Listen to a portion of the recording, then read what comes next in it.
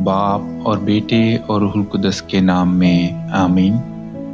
हमारे लिए आज की तिलावत तकवीन की किताब उसका 37वां बाब और उसकी 3री और 4थी आयत, फिर 12वीं और 13वीं और फिर 17वीं आयत से लेकर 28वीं आयत तक। और इसराइल यूसुफ को अपने सब लड़कों से ज़्यादा प्यार किया करता था, क्योंकि वो उसके बुढ़ापे का बेटा था और उसने उसके लिए एक आस्तीनदार लिबादा बनवाया।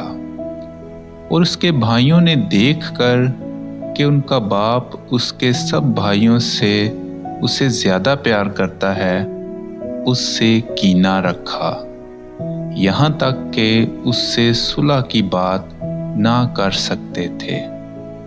और उसके भाई अपने बाप के गल्ले चराने के लिए शकीम को गए।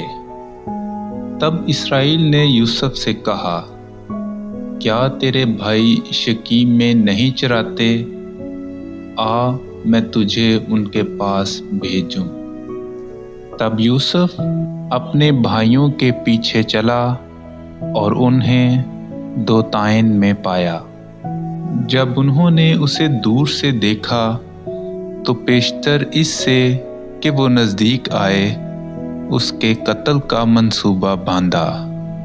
और एक ने दूसरे से कहा, देखो वो साहबे ख्वाब आ रहा है, बस आओ हम उसे मार डालें और किसी हौज में डाल दें और कहें कि कोई बुरा दरिंदा उसे खा गया, और देखें कि उसके ख्वाबों का क्या नतीजा होगा। तब रूबेन सुनकर उसे उनके हाथों से बचाने के लिए बोला कि हम उसे कत्ल ना करें, और कहा कि उसका खून मत बहाओ, बल्कि उसे उस हौज में जो बियाबान में है डाल दो और उस पर हाथ न डालो, ताकि वो उनके हाथों से बचाकर उसके बाप तक उसे फिर पहुंचाए। जब यूसुफ अपने भाइयों के पास आया तो उन्होंने उसका आस्तीनदार लिबादा जो वो पहने था उतारा और उसे पकड़कर हौज में डाल दिया। वो हौज खाली था, इसमें पानी ना था। और वो रोटी खाने बैठे और उन्होंने आंखें उठाई तो देखा कि इस्माइलियों का एक काफिला निकत और बलसान और धूना ऊँटों पर लादे हुए जिलाद से आता है कि उन्हें मिस्र में ले जाए। तब यहूदा ने अपने भाइयों से कहा कि अगर हम अपने भाई को मार डालें और उसका खून छुपाएं तो क्या फ़ायदा होगा।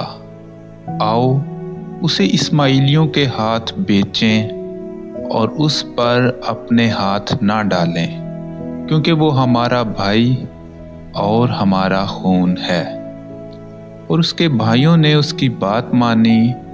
उस वक्त 2 मिद्यानी सौदागर उधर से गुजरे, लिहाजा उन्होंने यूसुफ को खींचकर हौज से बाहर निकाला और इस्माइलियों के हाथ 20 मिस्काल को बेचा। कलाम अक़दस का पढ़ा और सुना जाना हम सब के लिए बाइसे बरकत हो।